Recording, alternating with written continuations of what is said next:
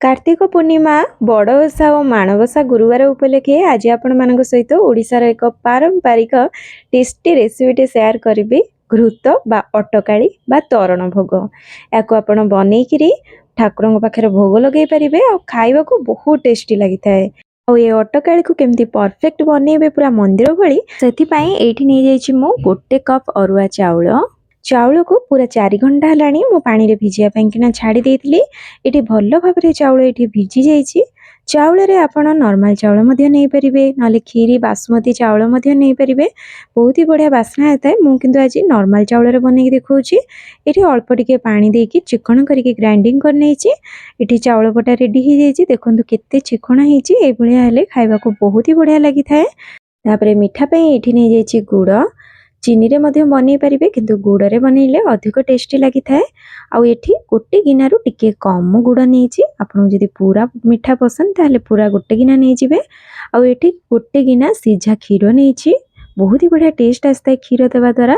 किंतु पारंपरिक पद्धति रे क्षीर पड़ी न थाए। जदि आपन को पसंद ताले पकेबे अधिक टेस्ट लागिबो। ता छड़ा एठी नै जाइछि किछि नडिया को पाती करिकि कोरा नडिया नै जाइछि। आउ किछि काजू किसमिस नै जाइछि। काजू किसमिस पूरा ऑप्शनल अछि। आपण चाहिले पके परिबे टेस्ट को बढ़ाया ପାଇଁ किना आउ नहले स्किप करि परिबे। आउ अल्प टिके अदा को छेचिकि नै जाइछि। बहुत ही बढ़िया फ्लेवर आसे। तेजपत्र 2टा नैछि। आउ 10-12 टी गोलमरीच आउ 2-3 टी गुजराती को एमती छेची नैछि। जद्वारा बहुत ही बढ़िया बास्ना फ्लेवर आसीबो एको देले। आउ स्वाद अनुसार एठी नै जाइछि लूण आउ किछि देसी गुआ घियो। बहुत भलो टेस्ट आसता है देसी गुआ घियो रे बनैले। आउ एठी छोट खंड खाइबा कर्पूर नै जाइछि। आळती कर्पूर खाइबा कर्पूर 2टा अलगा। आपन को पूजा दुकान रे खाइबा कर्पूर मध्य मिलि जिवो।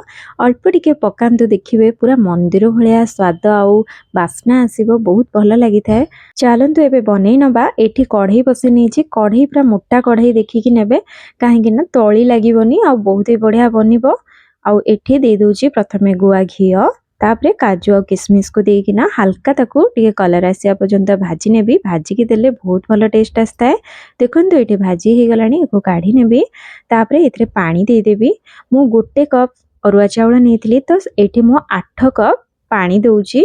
सेई कप रे मापिकी गोटे सेट कर नियंतु गिन्ना किबा ग्लास सेइथरे मापिकी सब जिंस नियंतु परफेक्ट बनिबो। आ एठी तेजपत्र दे देछि अदा दे देछि आउ स्वाद अनुसार लूण दे देछि। एबे इथरे गुड़ दे देबी आउ नडिया कोरा नडिया पाती 2टा दे देबी। एबे एको गोळे किना हाई फ्लेम रे भलो की फुटिया पई किना पानी को छाड़ी देबी। देखंतु पानी बढ़िया से फुटी आसलानी। एबे गैस रो फ्लेम को पूरा लो कर देबी। आ लो फ्लेम करी किना चाउल बटा को इथिरे देबी। धीरे धीरे करी चाउल बटा देबे आ गोळेबे। एका संगे देबेनी एकाथरे गोळी परिबेनी बिंडा हे जिवो। धीरे धीरे गोळेबे। एभली भाबरे देखिबे धीरे धीरे गाढ़ हे आसीबो। देखंतु केते बढ़िया गाढ़ हे आसलानी। आ टिके फुटिया पई देबे। 5 ରୁ 10 मिनिट पर्यंत लो फ्लेम रे ताकू फुटिया पई छाड़ी देबे। देखिबे धीरे धीरे गाढ़ हे आसीबो आ चाउल बटाटा मध्ये सिझिया को लागिबो। एठी देखंतु भलो की गाढ़ हे गलानी आ फुटी गलानी भलो की। एबे इथरे सिझा क्षीर दे देबी। क्षीर देबा द्वारा पूरा खीरी भलिया बहुत ही बढ़िया क्रीमी टेस्ट आसी थाए तरणटा। आपन जदि पसंद नहे किबा आपन जदि बिना क्षीर रे बनाउ चाहजंदी ताहले मध्ये एटा को बनै परिबे। तापरे भलो भाबरे एको गोळी देबी आउ थरे फुटिया पई को छाड़ी देबी। एबे इथरे गोलमरीच आ गुजराती रो गुंड को दे देबी। ता संगु को एठी खाइबा कर्पूर नेछि तो ताको एमती जति छोटो मु कहिली अल्प टिके देबे नहल तो पित्ता लागिवो।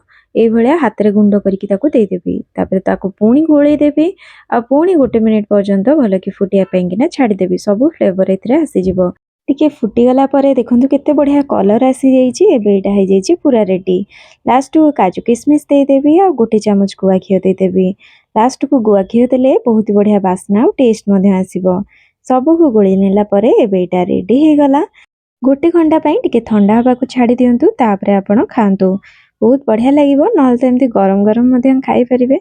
आशा करी जे आपनको रेसिपी पसंद आसथिबो। तो जीवा आगु लाइक कर देबे। फ्रेंड फैमिली मेंबर को सहित शेयर कर देबे। नुआ आसले चैनल को सब्सक्राइब कर देबे। रहिले पुणी आसीबे को नुआ रेसिपी सहित। समस्त भले रुहंतु खुशी रे रुहंतु। धन्यवाद। जय जगन्नाथ।